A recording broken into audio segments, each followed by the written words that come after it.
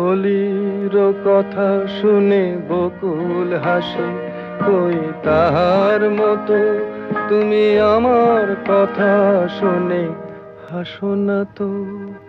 ধরার ধুলিতে যে ফাগুন আসে, কই তাহার মতো তুমি আমার কাছে কভু আসো না তো।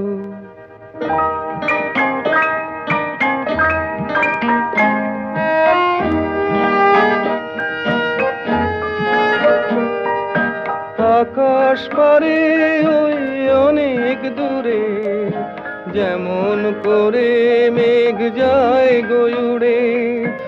আকাশ পারে ওই অনেক দূরে, যেমন করে মেঘ যায় গয়ুড়ে। যেমন করে সে হাওয়ায় ভাসে,